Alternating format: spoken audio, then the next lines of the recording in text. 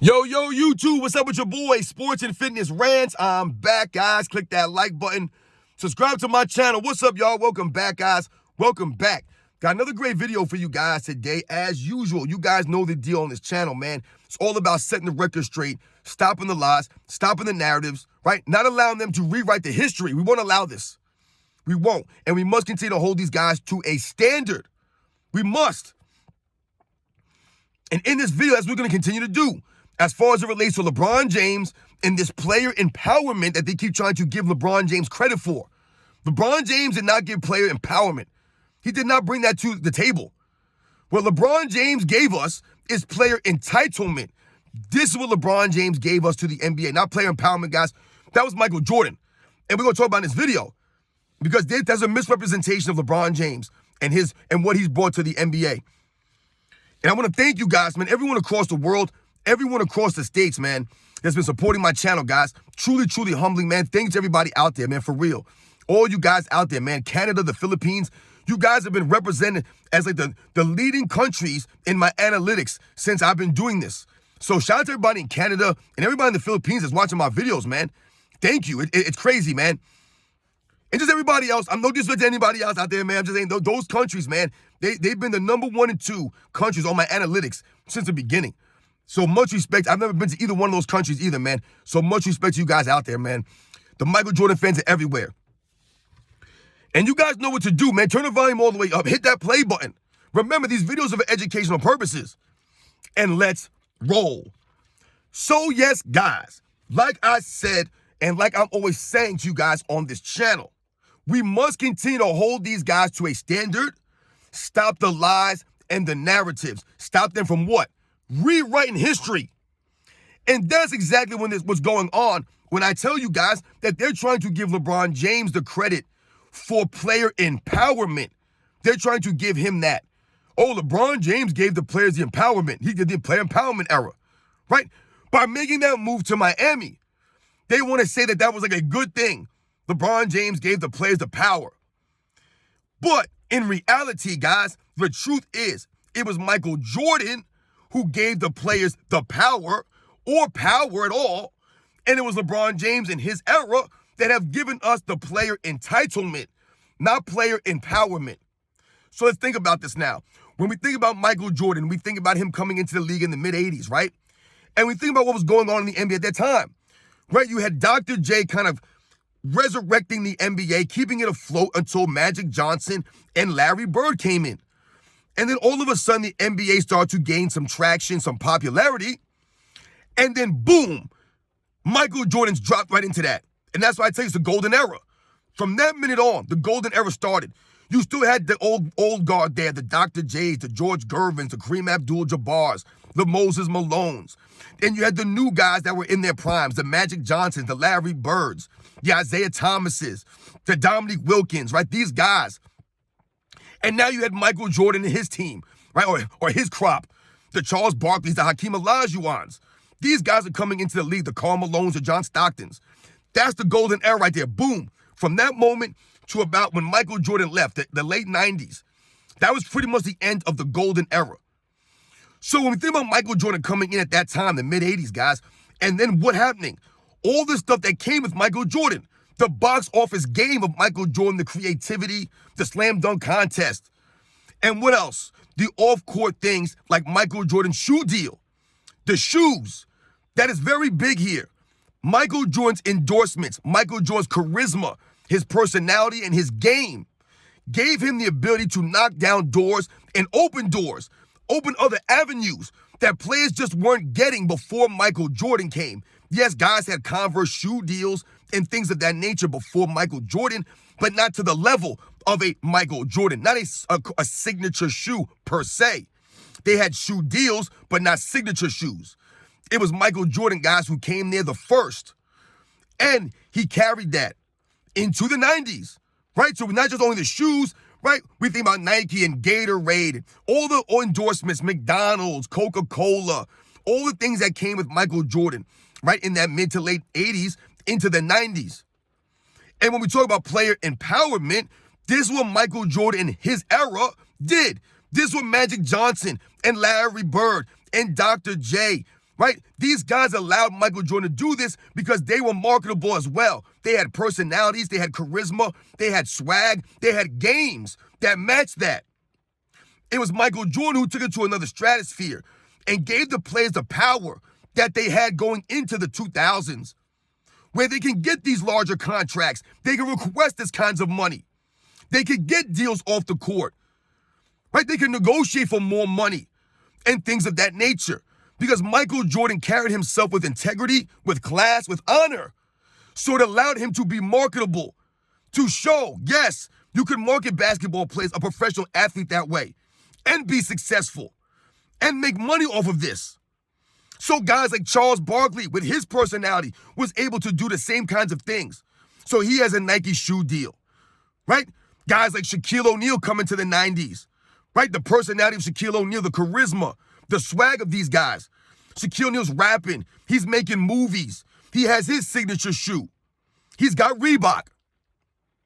We think about all the guys in the 90s that started following suit. Sean Kemp had his own shoe. Patrick Ewing, right? Penny Hardaway, Grant Hill. All of these guys had their own shoe deals. Larry Johnson, Derek Coleman. Started with Michael Jordan, guys. He led the way. And it was because these guys were true professionals, the way that they show up to work. You didn't have to worry about these guys showing up. They had overall games, right? These guys were not all bland. They all didn't play the same, chucking up threes and dribbling a bunch of idiots. They all had different games, different personalities. That's what made the 90s so great. I told you it's the balance of the league, which made Michael Jordan and all of his contemporaries that much greater because they were marketable. They were allowed to have the player empowerment. This is what that is, guys. It wasn't LeBron James making that move to Miami that gave the players the power. It was Michael Jordan in the 90s. And think about it. It carries over into the late 90s, right? When you have the new generation coming in. The Kobe Bryants, the Allen Iversons. Think about the Allen Iverson sneakers, the Kobe sneakers. Right now, these guys are coming in. The Kevin Durants, the Tim Duncans. Now, all these guys can make more money. They can get all these deals. Do you remember how much money Kevin Garnett got? Sorry, guys, Kevin Garnett got in that early 2000s? This guy had the biggest contract in NBA's history at the time. This was all due to the 90s era guys. What they opened up those doors for them. All the generations, the 50s, the 60s, the 70s, the 80s, and then the 90s, taking it globally, allowing these guys to make so much more money because now it's a global sport. The money's coming in. The popularity of the league in the 90s was at its highest. That's player empowerment. The players had the power. The league was popular because of the players.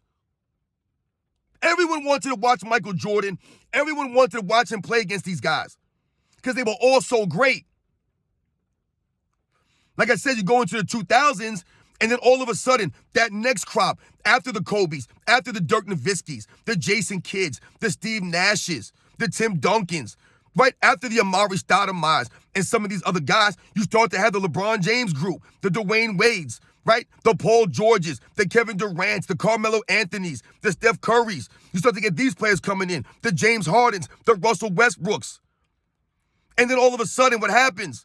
None of these guys want to stay loyal. They want to bounce around from team to team. Like I said, you can't even buy a jersey of a player now because you never know if he's going to be there next season. How many jerseys has Russell Westbrook worn over the last 5 years? And I love Russell Westbrook, man. I love Russell. I wanted to buy an OKC jersey. That's what I'm saying. It pissed me off because when I was going to get it, even though he was on OKC a long time, I'm not knocking for leaving OKC. But after he left OKC, this man's been bouncing around like a pinball. So once again, these guys lose some of that, that shine on their careers because they don't have the loyalty, right, of a lot of these past era players. So once again, now what we're dealing with is the entitlement of these players, right? Think about the era that we're living in now, guys, which is all due to the LeBron James era. That was the transition from the 2010s to where we are now. This whole transition, guys, has been bad. Look at the All-Star games are a joke, right? This is player entitlement. These guys are so entitled, they don't got to give everyone the All-Star game. They're going to get all this money regardless. All the money that these guys are getting now, that the players in the past allowed them to get, these guys have taken it for granted now. That goes to entitlement. That's not empowerment. You're not empowered by this because, once again, you've abused it because you're not giving the same effort as the other guys did. They earned their money by showing up to work every day, playing the 82 games. Right? Not flopping around the court, not cheating the game, actually going out there and competing. right? Giving the effort. They weren't having the fans ejected from the stands. This is how entitled these guys have gotten. They're so entitled, they believe the fans are entitled. They believe the fans are saying whatever they want now. You really believe the fans are saying different things now? No. It's the same things that's been going on for years, guys. The 50s, the 60s, the 70s, the 80s, the 90s, all of the 2000s. All of a sudden, these guys act as if they're the only era that's had to deal with heckling and things being said at them. It's insane. It's laughable, guys. And this is where they get exposed as being entitled and sensitive and brats. They want all the money. They don't want any criticism. They don't want to play all the games. They only want to play like 60 games, 55 games, 50 games. Right? They're mad they got to play 65 games. They're actually mad about that. I told you it should have been 70 games. This goes to player entitlement, not player empowerment. You're not empowered anymore because the product is a joke. You guys lost the power. How? They have to have a play-in tournament, an in-season tournament. They have to have a flopping guideline, a load managing guideline. They got to force these guys to play a certain amount of games. That goes to all your power being gone. You've lost the power now, right? What do you hear these guys complain about? Yo, the past eras didn't have to worry about a 65-game requirement. Yeah, no duh, because they were showing up. They had power. That's player empowerment. They were empowered by their ability to show up to work, to give the effort, and bring in the fans. The game was more popular, so you have more power as a player, as a union, as a group. If the game's not popular, no one's watching it, but you guys just want money, you don't have a leg to stand on. These guys don't get this. So once again, man, LeBron James and his era have given us the player entitlement, not player empowerment. LeBron James making that move to Miami, that's not a good thing for the NBA. Because look what it's done. It gave everyone else the right, the feel good to do it. Kevin Durant, James Harden, Kyrie Irving. Everyone wants to bounce around now. Nobody cares. Nobody cares. These are supposed to be the big name guys, the guys who are supposed to be standing on one team, right? Battling against each other. Instead, they're hanging out with each other, teaming up with each other. Right? LeBron James bouncing all over the place, having Anthony Davis requesting trades off of his team to join him. I mean, it's a joke, guys. It's laughable. Kevin Durant joined the same team that beat him the year before. Now he's hopped around from 3 different teams, forming super teams here and there. James Harden's all over the place. Guys, it's laughable, guys. Laughable. This is called player entitlement. Guys playing 60 games, guys flopping around, not playing any defense, not giving the effort, getting the fans thrown out of the arenas because they're entitled, asking for more and more money. This guy, Jaylen Brown, just got paid an astronomical amount of money. He got more money in one contract than a lot of other players guys got in their careers who gave way more effort and were actually way better than Jaylen Brown. But somehow Jaylen Brown deserves all that money. He earned all that money. No, he didn't earn and deserve all that money. He felt entitled to that money. And he was only able to get that money because of guys like Michael Jordan and his era, the guys who came before these fools. And they've ruined it. They went from player empowerment to player entitlement because they overdid it. Their selfishness, and this is what they did. They abuse it. I want you guys to think about something like load managing. You'll often hear people say, well, Greg Popovich and the Spurs, they were doing load managing in the 2000s before anybody else did. Yeah, but once again, you guys missed a point there. Because when Greg Popovich and the Spurs organization was doing as a whole, because the Spurs always made deep playoff runs, they were trying to get some of their starters rest from time to time by not playing back-to-backs, 3 games in 4 nights. They would rest them maybe on a back-to-back here and there. But they never set these guys for 20, 30 games. Tim Duncan always played 70, 75, 80 games. He wasn't playing 50 games a season for load managing. Also, Tim Duncan and the players on the Spurs didn't stand around on defense. They gave effort. The Spurs were always a top defensive team. They always gave effort. This was not guys just flopping around, standing around, missing games for no reason.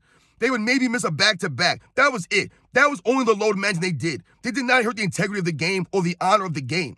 They never did that. It's not the same thing what we're seeing now with these clowns out here. They don't even have injuries. They're not making deep playoff runs consistently. They're not doing anything. They're flopping around. They're not giving the effort. They're not doing nothing. They're playing 50, 55 games. They ain't the same. Not the same, man. You guys know the deal, man. Once again, it was Michael Jordan, the guys who came before him, that gave the players the empowerment that they have abused now. LeBron James, with that disastrous decision, that was the start of the end. That was the beginning of the end. And all these guys have followed him because he's supposed to be the leader. Player entitlement, not player empowerment, man. Once again, that's a narrative by LeBron James and the media. Remember that, guys. It was Michael Jordan in his era that opened the doors for all these guys to get paid the way they're getting paid now. And they've forgotten this. Soft-censored punks, man. You guys know the deal, man. I'll catch you guys on the next one.